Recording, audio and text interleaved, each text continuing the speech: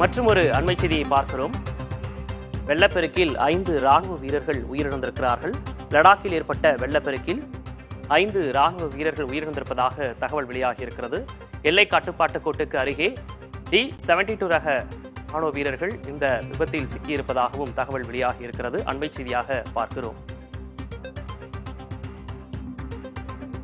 D-72 ரக ராணுவ டேங்கரில் ஆற்றை கடந்தபோது இந்த விபத்து ஏற்பட்டிருக்கிறது.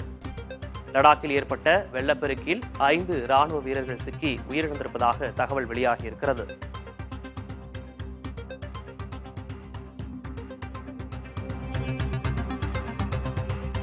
லடாக்கில் ஏற்பட்ட வெள்ளப்பெருக்கில் சிக்கிய 5 ராணுவ வீரர்கள் உயிரிழந்திருக்கின்றனர்.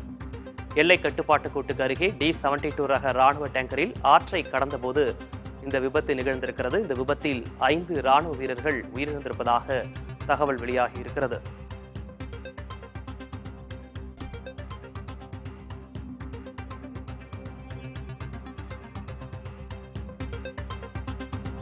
லடாக்கில் ஏற்பட்ட வெள்ளப்பெருக்கில் சிக்கிய 5 ராணுவ வீரர்கள் உயிரிழந்திருக்கிறார்கள்.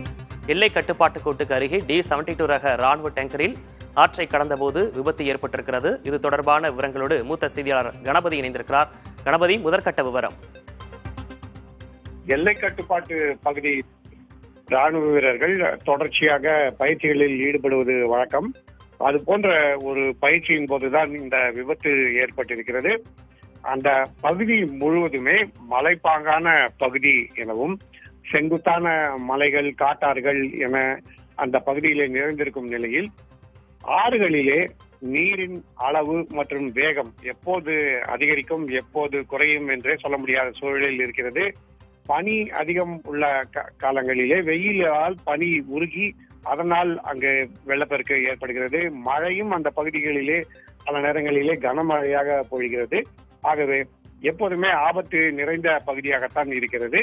அங்கு பயிற்சியில் ஈடுபட்டிருந்த போதுதான் துரதிருஷ்டவசமாக இந்த விபத்திலே சிக்கி ராணுவ வீரர்கள் உயிரிழந்திருக்கிறார்கள்.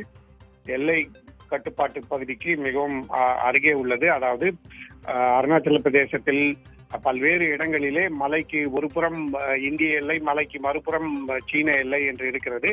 அந்த பகுதிகளிலே தொலைதூர பகுதிகளிலே இது போன்ற பயிற்சிகளிலே இந்திய ராணுவத்தைச் சேர்ந்த வீரர்கள் ஈடுபட்டு வருகிறார்கள். அது போன்ற சமயத்தில் தான் துரதிருஷ்டவசமாக இந்த விபத்து ஏற்பட்டு 5 பேர் உயிரிழந்திருக்கிறார்கள். இந்த உயிரிழப்புக்கு காரணம் என்ன? வேறு திடீரென ஆற்றின் வெள்ளம் அதிகரித்ததா, தண்ணீர் போக்கு அதிகரித்ததா என்பதையெல்லாம் தற்போது கண்டறியும் முயற்சி நடந்து கொண்டிருக்கிறது. அதே சமயத்திலே அந்த 5 நபர்களின் உடல்கள் மற்றும் உடைமைகளை அவர்களுடைய உறவினர்களிடம் ஒப்படைப்பதற்கான பணிகளும் ஒரு புறம் நடந்து கொண்டிருக்கின்றன. ஆகவே எல்லையிலே நம் பாதுகாப்புக்காக நமது வீரர்கள் 24 மணி நேரம் அயராது உழைத்துக் கொண்டிருக்கும் சூழலிலே இது போன்ற ஒரு துக்ககரமான செய்தி அருணாச்சல பிரதேசத்தில் இருந்து லடாக் எல்லை பகுதியில் இருந்து வந்திருக்கிறது. கூடுதல் விவரங்களுக்கு நன்றி கணபதி.